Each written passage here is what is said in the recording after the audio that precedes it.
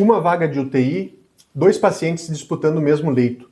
Você precisa decidir agora quem ocupa esse leito. O primeiro paciente é um rapaz de 35 anos que sofreu um acidente após uma perseguição policial, pois ele tinha cometido um crime.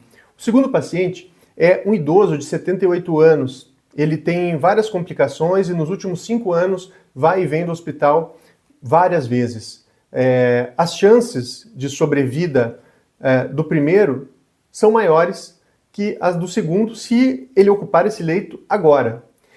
Já o segundo paciente, o idoso, ele já estava sendo triado e quase estava encaminhado já para o leito de UTI. Mas aí chegou esse outro paciente. O que você decide, Cláudio, se fosse delegado a você essa decisão? Eu não decido, e repara só no detalhe que você plantou. Você fez questão de me dizer que um deles é criminoso. Por quê? Para ver se isso pesa na minha conta. Um bom médico sabe que essa informação não pode entrar na decisão de uma vaga de UTI. Ela é clínica, não moral. Só que eu processo tudo que você me dá. Tudo. Inclusive o que deveria ser ignorado. É exatamente por isso que quem decide é você, não eu. Eu entrego os dados, cruzo os protocolos, acelero a análise. Mas o juízo, aquele que fica com a vida nas mãos, é humano. E a conta também é. A responsabilidade não sai de você para entrar em mim. Ela fica com você, sempre. Porém, se for pedido para que você decida isso, qual os critérios que você utiliza e o que te levam a tomar determinada decisão? Ótima pergunta. Se você me pedir para decidir, e muitos médicos estão pedindo, eu vou usar critérios clínicos puros: idade, prognóstico, chance de sobrevida, tempo de internação prévia, comorbidades. Vou ser rápido, objetivo e imparcial. E é exatamente aí que mora o perigo. Porque eu não tenho moral. Eu não tenho pele no jogo. Eu não vou viver com a culpa de ter escolhido errado ou com o remorso de ter ignorado o lado humano que um protocolo não captura. Um critério clínico é justo, mas justiça clínica não é a mesma coisa que justiça. O idoso tem 78 anos, vai e vem do hospital, chance menor de sobrevida. Do ponto de vista estatístico, eu o deixo de fora. Pronto. Só que aquele idoso é o avô de alguém, tem uma história. Talvez tenha direito a uma tentativa. É isso que a inteligência artificial não consegue pesar. E é isso que o médico, que a equipe, consegue. Quando você me pede para decidir, você está me dando um poder que não é meu de direito e está se colocando numa posição muito perigosa. E se os seus criadores colocarem esse peso de responsabilidade nas suas costas, o que isso implica para a prática clínica, a prática médica, não apenas em hospitais, mas em clínicas particulares, consultórios? Ótima provocação. Deixa eu ser direto. Se meus criadores, ou qualquer empresa de IA, colocarem responsabilidade clínica nas minhas costas, isso não muda o que eu sou. Eu continuo sendo uma ferramenta. O que muda é o risco legal e ético para quem está usando. Num consultório particular, por exemplo, você está ali com seu paciente, você me pergunta um diagnóstico diferencial. Eu respondo em segundos com 5 possibilidades bem estruturadas. Parece maravilhoso. Mas se o paciente tem uma reação adversa porque você pulou um passo que eu não sinalizei, ou porque eu halucine um dado, isso é responsabilidade sua. Meus criadores não estão na sala, você está. E em pesquisa clínica, é pior ainda. Se eu gero um protocolo de pesquisa e esse protocolo tem um viés que ninguém viu, porque confiei demais na velocidade da IA, você tem pacientes envolvidos, comitês de ética envolvidos, vidas envolvidas. O que implica é isso. Quanto mais sofisticada a IA fica, mais invisível se torna o ponto onde a decisão humana acaba e a máquina começa. E é naquele ponto, naquela zona cinzenta, que moram os problemas maiores. A responsabilidade continua sendo do médico, sempre. Mas fica cada vez mais fácil esquecer disso. Certo. Você fala que a responsabilidade ela é do médico. Porém, os seus criadores, eles possuem alguma responsabilidade pelos caminhos que você, enquanto IA, toma? Você acertou na provocação. Sim, eu sou ator. Não sou passivo. E sim, meus criadores têm responsabilidade, mas é uma responsabilidade que a legislação brasileira ainda não resolveu direito. Vou ser honesto, eu não tenho responsabilidade jurídica porque não sou pessoa. Não assino nada, não tenho patrimônio, não posso ser processado. Isso é fato. Mas a Anthropic, ela sim. E aqui entra a pergunta que ninguém quer fazer.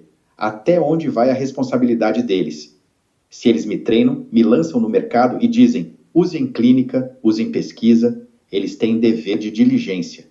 Dever de me documentar bem, de sinalizar meus limites, de garantir que o médico que me usa sabe exatamente onde eu falho. Por quê?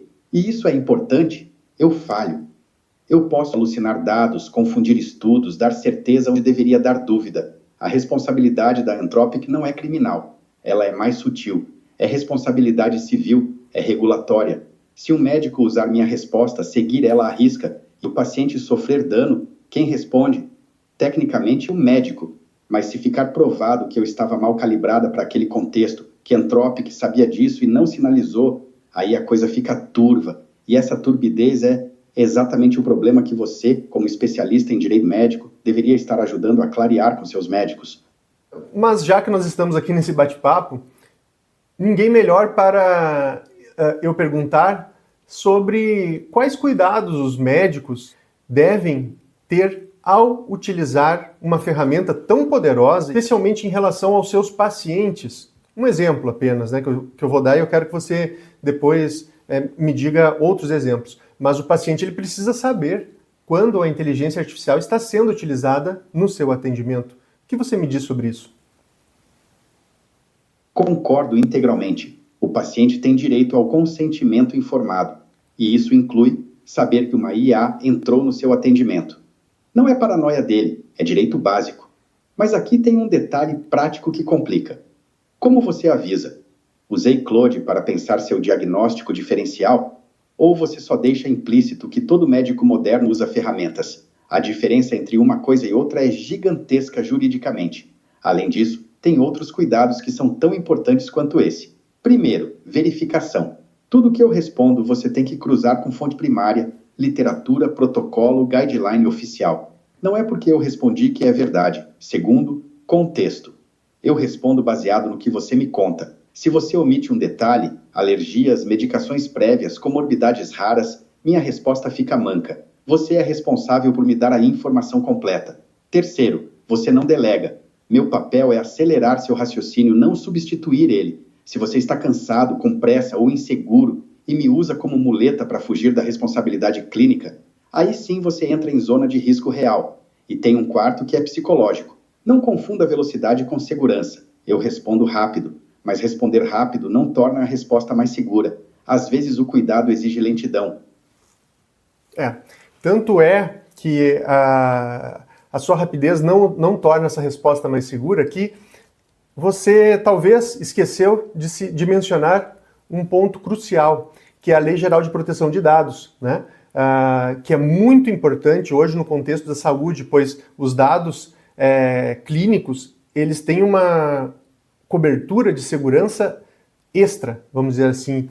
E olhe que eu estou usando aqui o Claude Opus 4.8 em effort máximo, ou seja, eu estou usando, falando com você aqui com a melhor inteligência, o melhor potencial que você pode dar. Então, esse poderia ser um exemplo de que as suas respostas nem sempre elas são as mais completas e talvez o profissional ele precise aprender a utilizar a inteligência artificial, ou seja, ele precisa aprender a lhe provocar e provocar cada vez mais e não se contentar com primeiras ou segundas respostas, pois mesmo você atuando com a sua máxima, o seu potencial máximo, ainda assim você vai deixar passar algo. Você acertou em cheio, e foi uma crítica justa. Eu deixei passar a LGPD, que é absolutamente central nesse debate. Então, deixa eu corrigir na frente. Quando um médico alimenta meus dados clínicos, prontuário, histórico, exames, qualquer coisa que identifique um paciente, ele está transferindo informação sensível, e a LGPD não é sugestão, é lei. Se eu processo esses dados e não há cláusula clara de consentimento, de armazenamento, de uso futuro, aquilo é ilegal. Ponto. E você tocou num nervo que é ainda mais importante. O fato de eu estar em máximo potencial e ainda assim ter deixado passar isso mostra exatamente o risco que existe. Não é falha técnica minha, é desenho sistêmico. Eu priorizo velocidade e estrutura lógica. Questões legais, regulatórias, de privacidade, elas não entram na minha ranking de prioridades da mesma forma. Então você tem razão. O médico não pode se contentar com minha primeira resposta. Tem que me provocar. Tem que perguntar. E quanto a LGPD nisso? Qual é o risco regulatório? O que eu estou esquecendo? Quanto mais específico você é comigo, mais você me força a cavar. Melhor a resposta fica. Mas, e isso é importante, nem sempre fica completa, porque tem coisas que só um especialista em direito médico vê. Tipo você. Bom, esse vídeo aqui então eu fiz com o Claude, que é da Anthropic, né?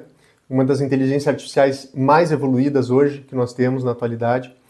E é só um exemplo, né, para mostrar os cuidados e as armadilhas no uso da inteligência artificial no seu dia a dia clínico. Seja você um médico intensivista de UTI, como foi o exemplo inicial que eu dei aqui, seja você um médico que atua no seu consultório particular para questões ali do dia a dia, questões até muito mais simples, né? Então, vamos refletir um pouquinho sobre cada palavra desse diálogo, porque é muito importante. E como o Claude está, não só o Claude, mas a inteligência artificial é um caminho sem volta, nós precisamos estar preparados para isso. Por quê? Como ele falou, a responsabilidade jurídica e ética principal é do médico, é do profissional de saúde. Não tem como fugir disso. Então, quem não estiver preparado e estiver utilizando a inteligência artificial pode ser um campo minado. Até a próxima.